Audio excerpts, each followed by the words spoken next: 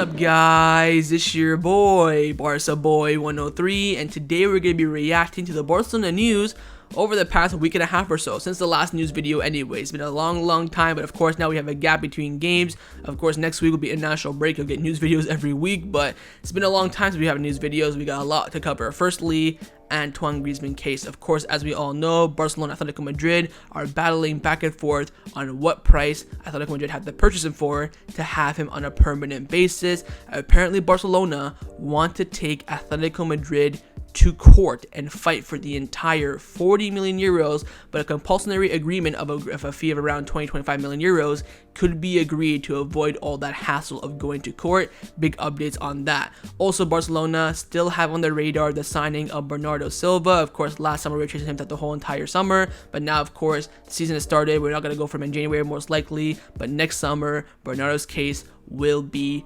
reactivated. We do have some other news stories as well about the fantastic work of Barcelona over the past summer, how they dealt with the Alonso Bellerin deal, the wage cap. We have some development updates on Kessie, Ter Stegen, Ousmane Dembele. We also have a big update on Gerard Pique's future as well, and how there's a clause in his contract to terminate it this summer if certain demands are met. I'll let you guys know about those demands. And finally, Barcelona's kits for next season, the design of them have been leaked. I mean, we're not even 1 month into the season, we already have the kits for next season, but the design, not the official kit, not the official, last second, approved it, but the official design for next season has been leaked. But before we get into it, make sure you guys smash that like button down below. Let's try to get to 300 likes in this video. Be very much appreciated. And also, if you're new, make sure you subscribe down below if you haven't already, and let's get into it. Now, before we get into the video, this video is sponsored by Number One Foot. Number One Foot is one of the best replica football jersey websites on the market. They have fantastic qualities at fantastic prices. I ordered some the other day, and I got the treble winning jersey for Barcelona in the 14-15 season. The quality is absolutely unreal at a fantastic price. Look at the badge on the jersey, it is fantastic. You have the Nike logo as well, looking brilliant. It has the right tags, the right size, the right material, and it's at a fantastic price. And on their website, they do have the new Barcelona kit for this season with the Spotify logo. You can pick what badge you want on the sleeve, La Liga, Champions League. You can pick whatever number you want, whatever name you want on the back as well. And again, the material is absolutely unreal. Here I have the 2007 Champions League kit for Barcelona. As you can see, it has the UNICEF logo, the Nike, the Barcelona badge with the Camp Nou name around it. And if you use the discount code BOY at checkout, you do get 15% off your final order. That is BOY. Use it at checkout, 15% off, and all orders over $80 get free shipping as well. So go down below, top link in description, and get your new football kit today. Let's start off with the transfer news over the past 24 hours. The first and only player that we have been linked with over the past week or so is, of course, Bernardo Silva. It's coming in from Sport. They came out saying that Barcelona will try to sign Bernardo Silva again next summer. I mean, sky is blue, grass is green. I was not, not expecting this whatsoever. Look, of course, next year he'll have 1 year less on his contract. He'll be cheaper. He'll be a year older. All that stuff will be coming into effect. But I think right now it's way too early to consider signing Bernardo Silva next summer. Of course, we'll have to see his contract situation, see what happens with the Man City, see what happens on the Barcelona side as well. Maybe Pablo Torre comes through and shines. Maybe Gavi's unreal, whatever it may be. I think right now we're rushing to conclusions. And of course, Bernardo Silva in January is very, very, very unlikely. I wouldn't say impossible, but I would say 99% would not happen. So again, expect a lot of Bernardo talks to come in the future. I think, when a player like him is coming down to, 1 year left in his contract, he's going to be a great player available on the market. Although it would have been way better to get him last summer. And again, keep in mind, we don't have a big budget like we did last summer, and we want to spend a lot on the fullbacks. We definitely need more fullback quality than we do in the midfield. We're looking at right back, Bellerin, his contract expires in the summer. Same with Sergio Roberto. We have no right backs, and Xavi doesn't want Des. Left hand side, Alonso contract expires next summer. Jordi Alba is a year older. He has 1 year left on his deal. Then of course you have Alejandro Balde. So the club will not have that 200 million euro war chest that we had last summer. There will be a strict budget, and we have to spend it wisely. But again, Bernardo Silva, we were going to buy him last summer for 80. I think this summer coming up he could be available for 50, maybe even 40 if we can really negotiate well. So we'll wait and see. Don't think about it too much at the moment, but again, he is still on the radar of Barcelona. Let's now discuss the players who have been rumored to leave Barcelona over the past 24 hours. First up is a player who's currently out on loan from Barcelona, Antoine Griezmann. Now his situation, his case has been exploding over the past week or so, and we have some massive updates. Firstly, Fernando Laporta broke the news a week ago, big update on Griezmann. He came out saying the legal services of Barcelona maintained that last season the necessary conditions was fulfilled for the payment of 40 million euros to take place right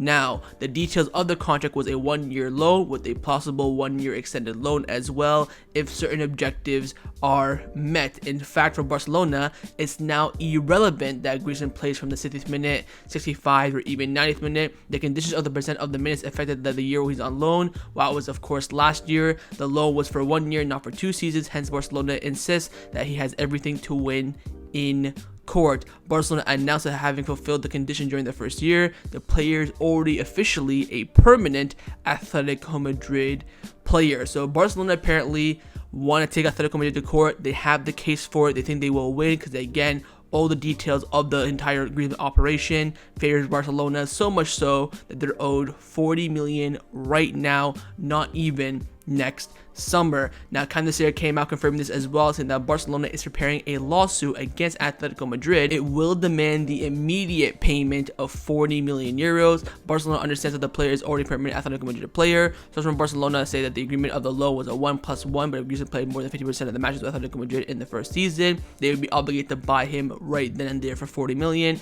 Barcelona has already notified Atletico Madrid of this interpretation of the contract, but the office of Atletico Madrid do not interpret it in the same way, so Barcelona made the decision to file a lawsuit to demand the payment of the full 40 million euros. Now, Renewal have come out saying that Atletico Madrid denies the information that has come out about Griezmann about the 40 million euro release clause as well. Atletico said the player's contract established that he must play 50% of games, taking into account 2 seasons, not 1. Barcelona told Atletico Madrid in June the argument they had about Griezmann's deal and were asking for 40 million euro clause to be paid. So apparently Barcelona already did this already. They already told Atletico Madrid, look, the agreement has been set, give us our 40 million euros. Where Atletico Madrid saying no, we still have to need to make it for another season, all that sort of stuff. Barcelona say they will go all the way with the Griezmann situation. Atletico are sure that the contract is quite clear and they will not pay the 40 million euro clause if he does not play the certain number of games in the clause to be activated. So Griezmann would return to Barcelona in 2023. If no solution is reached with the Griezmann situation, the player would have 1 year left on his contract with Barcelona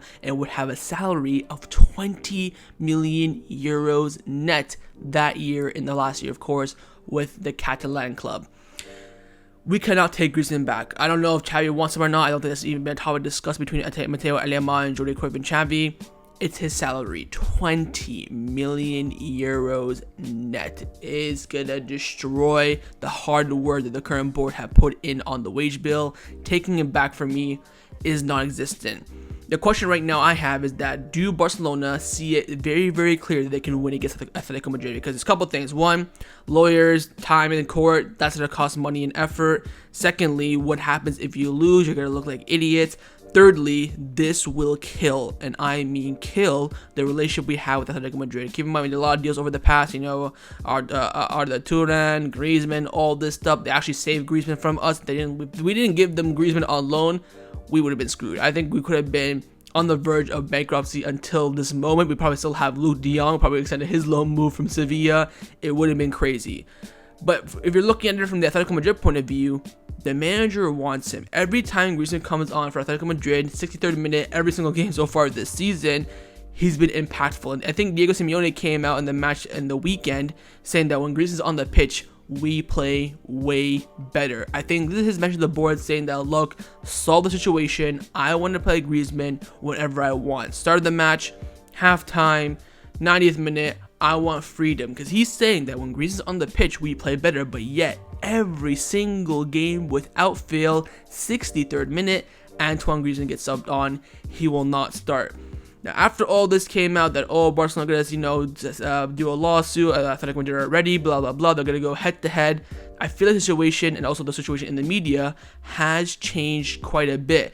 And the news broke in from Relevo. They came out saying that Barcelona and Atletico Madrid are very close to reaching an agreement to reduce Antoine Griezmann's purchase option to 20 to 25 million euros. The saga is coming to an end. And also L'Equipe confirmed the news from Relevo saying that Barcelona and Atletico Madrid are close to reaching an agreement to reduce Griezmann's buyback option from 40 million euros to 25. It could even happen before the international break this weekend.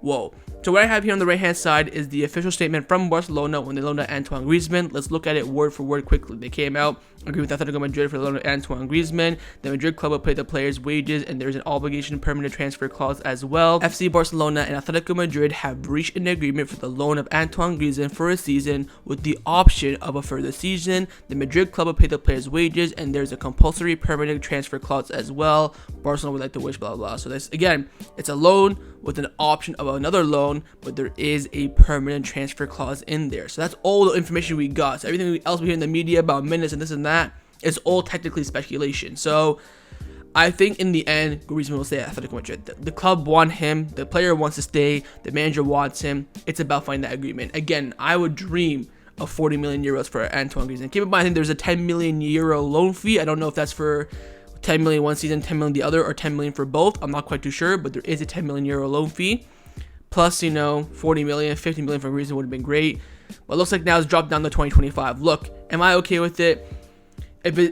Apparently the reason why the club are doing this is, the court case is not so clear, all that sort of stuff. If you save time and effort and lawyers and this and that and keep the relationship with Atletico Madrid decent, I would go down to 25 million. I think anything under 20 would be an absolute disgrace. We'd be getting absolutely robbed.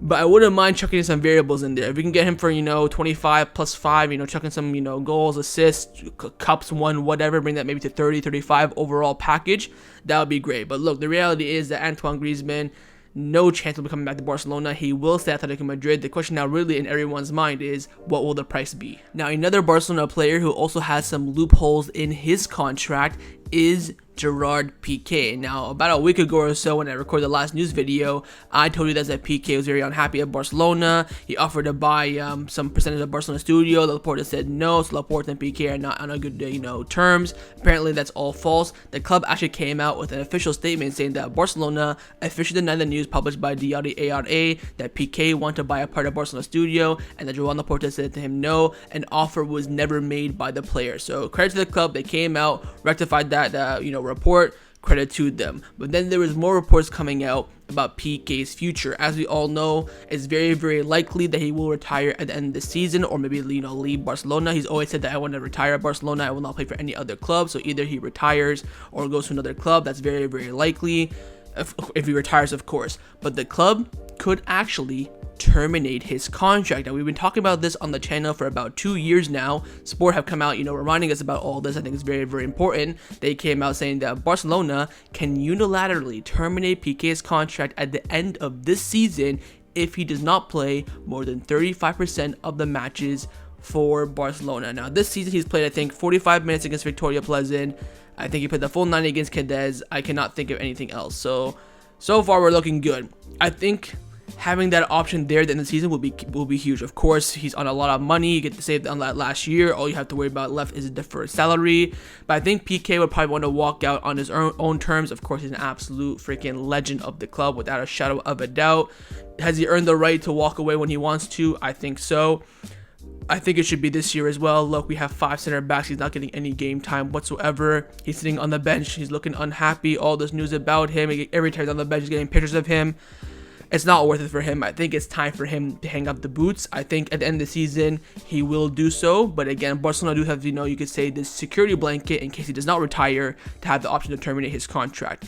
I think if that option is there, I still don't think the club would do it out of respect for Pique. They may say, you said last year on the bench, whatever, you're not harming anyone. If you want to maybe lower your salary, then, you can have that debate. But what you see with Pique, But keep in mind, if he plays less than 35% of the matches this season, Barcelona can unilaterally terminate his contract, which means that if he says yes or no, it does not matter. The club have the final say and they can terminate it. Now, another Barcelona captain slash veteran who could also leave the club at the end of this season, but it's very, very unlikely for him, is Jordi Alba. Now, of course, Busquets, Roberto, Pique all have very, very high options of leaving the club this summer, with Jordi Alba the least. But as we all know, Barcelona were negotiating with Inter Milan in the final few days of the transfer window for a loan move to get rid of his wages. And of course, that loan move did not happen. Jordi Alba said no, and of course, Barcelona did accept that loan move from Inter Milan, but they didn't get the green light from the player side. Now, Cope came out saying that Jordi Alba has no problems with Xavi, but he is mad at the club. He considers it a lack of respect for them pushing him out to Inter after everything he has achieved at Barcelona. 1 second. Is this the player who cried at halftime at Anfield? Where's your respect for us? You came out saying that, oh, Barcelona fans are spoiled, blah, blah, blah. You've been absolutely shite in every single big game. You played, decent here and there against Granada and Elche and whatever it may be. Yeah, on your day, you're great. But you should have lack of respect for us as well. Like, this is a business. It's football. This is the reality. When you're finished, you're finished. There's no hiding it. You just being a veteran and an old cow, so to speak, and just staying here, sitting on the bench and collecting a wage, it ain't gonna cut it. Look, I think Jordi Alba will probably stay until not this summer, but next summer when his contract expires. Because again, he's been always saying that he wants to fulfill his contract. He has a contract until 2024 with Barcelona. So not this summer, next summer, I think he will walk. I'll be shocked if the club try and sell him this summer. Of course, I would like that to happen, but I can't see him saying yes, and that's going to be the big stumbling block. So right now, Jordi Alba very unhappy with the board, has no problems, of course, with Xavi, but again, I think Jordi Alba is in a bad situation here, because again, he's saying, oh, you're negotiating my move without telling me, blah, blah, blah, blah. Stuff like this happens. We got an offer from Messi back in 2010 from Inter for 250 million euros. We rejected that, but that offer still came in. Maybe Joan Laporta had some talks with the Inter president. That stuff happens. If you come to an agreement, they offer us something great. Okay, we agreed it. We're telling you want to go. We're not forcing you out. This ain't, Ricky Puig and Mengueta, Neto. We're not forcing you out. We're saying, here's the offer. Do you want it or not? We accepted it. I don't see a problem with that whatsoever. I think he's being a little bit of a P word, so to speak, but we'll wait and see with Jordi Alba's future. I think, again, out of all the captains this summer, he has the least chance of leaving, but of course his time at Barcelona is slowly but surely coming to an end. Let's now discuss some contract renewal updates around the first team at Barcelona. For the final time in at least 2 years, we do have an update on the contract renewal of Pablo Gavi, and it's official. The club released an official statement yesterday saying that Gavi renews his contract with Barcelona on a 4-year deal until 2026 with a release clause of 1 billion euros. And he will have his presentation today at 6 p.m. local time, 12 p.m. my time for the official renewal and press conference. Finally. Look, when this announcement came out, I was not excited. Again, we've been waiting for this since back in October 2021. This should have happened. We're waiting for him to get 18, final agreements, all that sort of stuff. He's rumored to be on the same money as Araujo, which of course will be around 100,000 euros per week. But, a chunk of that based on variables. Look, like I said, I'm very happy with this renewal. It shows that Barcelona trusts their academy, and this is a player that is fantastic. He's absolutely, I'm not gonna say world class, but on his day, he's brilliant. And like I said a lot of times on the channel the past few days, any coach or club in the world would take Gavi in their squad. That's a very, very unique talent to have. Very, very happy with Gavi. And of course, I will cover his press conference, I believe, in the next news video, which I think will be on Monday after Elche. So we'll talk about that then. But the main question now has been the number 6. When will he get that new number and officially be promoted to the first team? While Gerard Pique came out saying that Barcelona will not be able to give Gavi his first team number before January, even after signing his first team contract with Barcelona. The player could wear the number 6 in January onwards. That number 6 has been sitting on the coat rack, ironed out, polished, just waiting for him to grab it. I don't know why he can't take it now. Makes no sense. No one played the number 6. I don't understand why he can't change it, but again, we'll wait in January. I think the club will milk that quite a bit as well. Xavi's number, blah, blah, blah. Wait for those videos to come out, but he will get number 6 in January. I have no doubt about that whatsoever. He deserves it. I think he's been waiting for it, and it'll be a perfect number for him. 6 Gavi, 8 Pedri, disgusting. So we'll have to wait for that official number. We'll see today if they present him with the number 6 or number 30. That would be a big indication too. They could say, oh, here's number 6, he'll get it in January, because of course registration and La Liga rules, all that crap. So we'll see on Pablo Gavi, but again, finally has renewed his contract officially with Barcelona, and there will be a press conference tomorrow to discuss and to celebrate his renewal. Let's now discuss some of the news in regards to player welfare at Barcelona. We do have 3 updates on how players are doing at the club, adapting, news, training routines, all that sort of stuff. Firstly is Franck Kessie. This is coming in from Sport. They've come out saying that Franck Kessie has adapted well to the dressing room and is delighted in the club and the city. He wants to continue growing and be important for the team. He has also started to learn some Spanish as well, and Kessie respects Xavi a lot. Now, I do know for a fact that Kessie can speak French, so he can speak with Dembele, Koundé, all the French players. I'm assuming he could speak Italian. He did play in Italy for almost, 6, 7, 8 years. Of course, English, I don't think he can speak English. And of course, Spanish is a bit weak for him. So I think once he starts to learn the language a bit, communicate a lot with his teammates better, he will adapt much more. Again, he's seeing a long-term future at Barcelona, which of course is fantastic. But again, so far, he's doing well. Again, when we come back after the World Cup, we're having games every other week, maybe even this month of October after this short international break. He will get game times, and in those game times, it's up to him to perform. Next up is Marc-Andre ter Stegen, who we all know has had a fantastic start to the season, and there are some big factors to why. Fernando Porta from Deportivo came out saying that the keys for Marc-Andre ter Stegen's excellent start to the season are as follows. Firstly, strength works on his operated knee, maximum confidence from Xavi, more strength in the dressing room, so he's getting a captain's armband next season for sure, under pressure from his previous season, and also the heavy and big improvement in the team's defense. I think the main thing here is the confidence of himself and also from the manager, because again, he's performing very bad last season, but Xavi kept on sticking up for him in the media week in, week out, and now I think ter Stegen wants to repay him, and also I think ter Stegen has a big goal this season to win the Zamora Trophy, the keeper with the most clean sheets. He's been at Barcelona playing as a regular goalkeeper in La Liga since 2016, and he's never ever won it. This is his year to do it. I think maybe this year or next year. He has to do it in these next 2 years. I don't think the club will sell him, of course. That's a different story. But again, this is also the first summer where he's had off. Of course, all the past 3 or 4 summers he's had, Germany duty, or he's had a surgery. I think he had surgeries in the last 2 or 3 summers. So this is his first summer off. He even, of course, left Germany, told Hansi Flick, I need the time off to recuperate, and he of course, gave him the green light for that. So over for ter Stegen, great start of the season, but again, the question now is, can he continue that momentum? And last but not the least is, of course, Ousmane Dembele, who you could say over the past 6 months has improved dramatically at Barcelona, and we have some reasons why. Fernando Porta from Deportivo came out saying that Ousmane Dembele has improved technically and tactically thanks to Xavi's help, and after becoming aware that he had to change his routines and dynamics to reach his best level. In fact, he built an exceptional connection with the coach who trusts him blindly. In addition, Xavi's signing of Dr. Ricky Prunia and physiotherapist Carlos Nogueira have been decisive in ensuring that the Frenchman has not been injured since November the 4th, 2021. We are coming up, we're about month and a half from that 1-year anniversary. Let's hope we can make it. Dembele has also found stability on a personal level and has been seen that he must have a neutral or cordial relationship with the media. Since Xavi's arrival and his marriage last December, Ousmane has been more emotional stable and more mature. In fact, those who know him have even noticed a change in the way of the dressing room and also his attitude towards the media. While he used to run away from interviews, and now he's realized that the communication is also a part of the obligations as a professional. So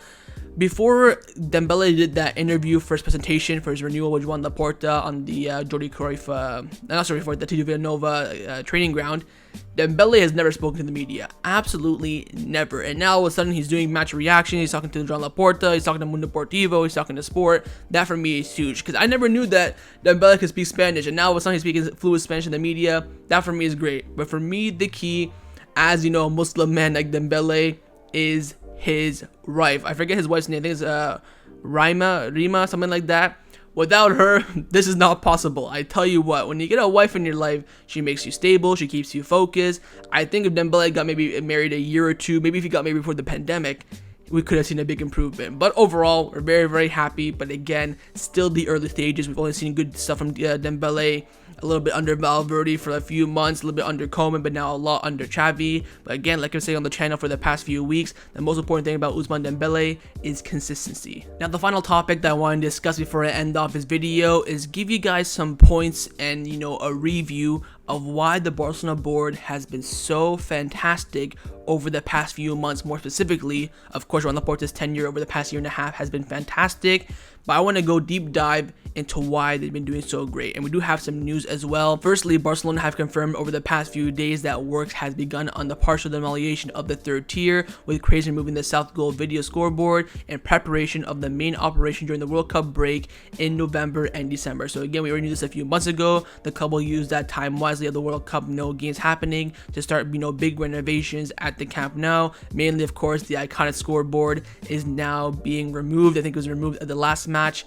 Absolute legend of a scoreboard. We've had a great game in that match, some terrible games as well, but hopefully they keep it. To be honest, check it out in the museum. I wouldn't mind that whatsoever. But let's focus on the main stuff, of course, on the first team squad. Now, as we all know, at the beginning of the summer, we had a negative wage cap of 144 million euros, and Joan Laporta has now brought that up to a positive 656 million euros. The wage cap for the season, at least until January transfer window, of all the clubs in La Liga are on the screen. The last update, Barcelona were at negative 144, which I think the league has never seen before, a club with a negative wage cap. I think some other clubs had like negative 20, negative 30, but nothing big like 100 million. But now we are up at 656. I think only Real Madrid have more than that, just by a little bit as well.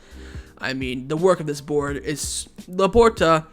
If we voted for anyone else, i.e. Tony Frazier or Victor Juan, we would have been absolutely screwed. Bringing in that experience when at the time of the club at the lowest moment in its history was so key, and Laporta's work has gone fantastically well. And not only Laporta, Mateu Alemany and Jordi Cruyff as well. We have some updates on what they did during the summer. Firstly, on the Rafinha operation, they had the choice between Antony and Rafinha, and as we all know, they picked Rafinha, and here was their thinking. Alfredo Martinez came out saying that Mateu Alemany negotiated and contributed ideas, but when it comes to football, signings are to the liking of Xavi and Jordi Cruyff, as they both share the same football ideas. They were the ones who chose Rafinha over Antony. And also Joaquin Pereira from Sport, #1 source around Barcelona news around Brazilian players, he came out saying that Xavi and Jordi Cruyff analyzed both Rafinha and Antony in depth. They conclude that Rafinha is more complete player and would improve the team more in attack, defensively, and structurally as well. And also the big factor, Rafinha costs much less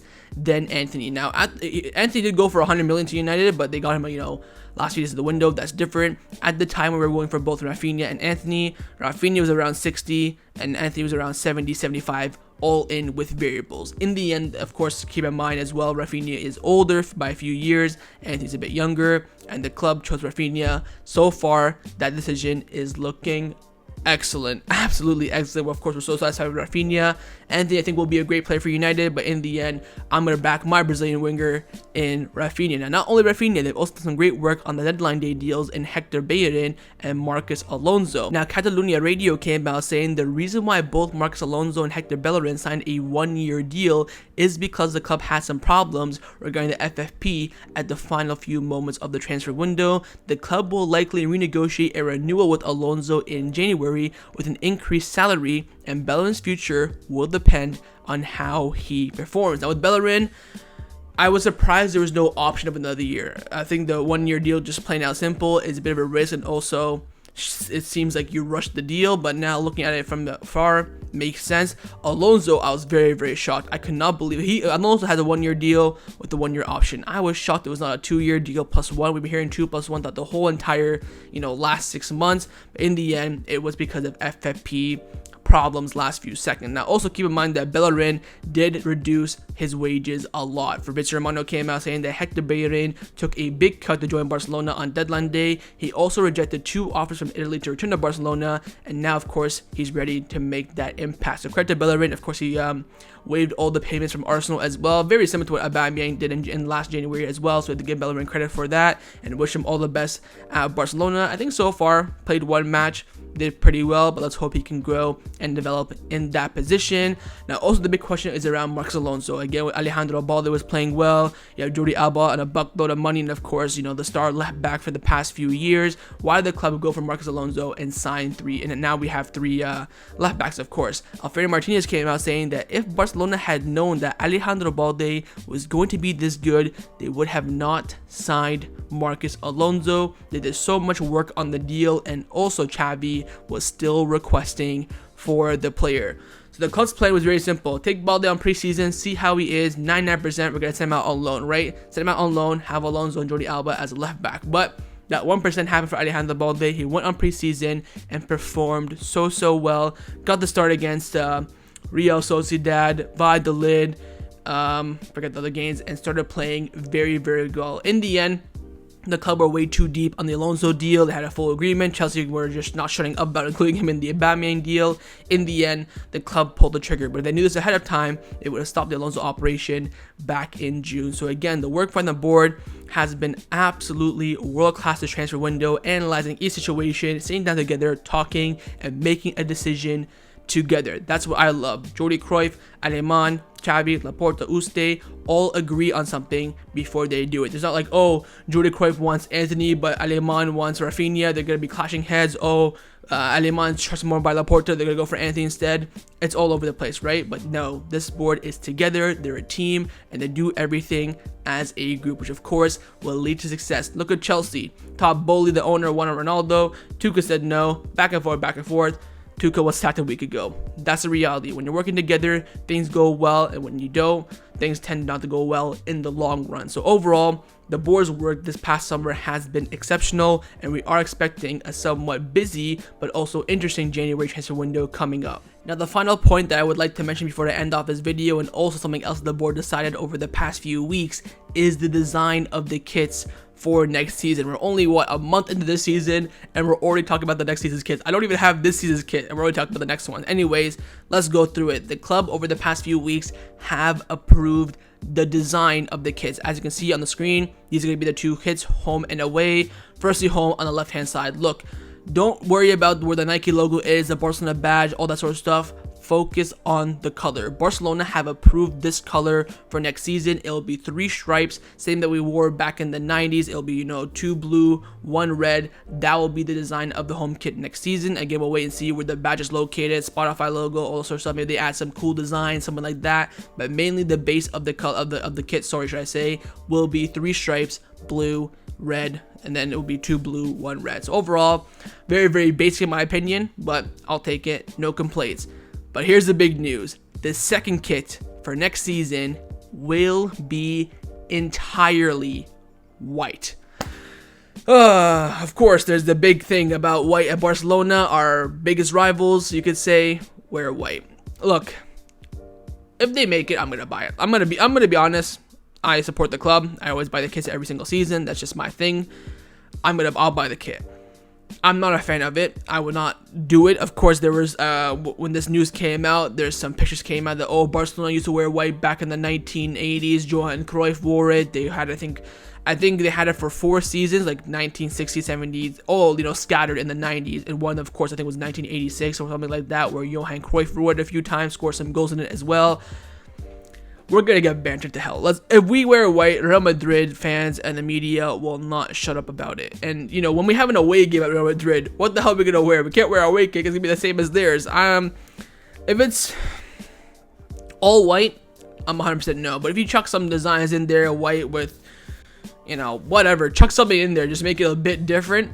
Okay, I'll be fine. But just straight up white, like you see they were on Lewandowski with the Spotify logo and Nike logo black, I'm not a fan of. But we'll see. It's something different. Again, I've never wore white in my life because Barcelona never produced a white kit before that I've seen during my generation. But hey, there's a first time for everything. So we'll wait and see how it goes. Again, the first kit most likely will be pretty basic. Blue, red, blue strips, only 3 stripes this time. And then the white kit, of course, will most likely be the second kit for next season. So that was my reaction to the Barcelona news over the past week or so. Hopefully you guys enjoyed this video. If you did, make sure to leave a like, and of course leave your thoughts down below in the comments on everything we discussed. The main thing owner firstly is about Bernardo Silva.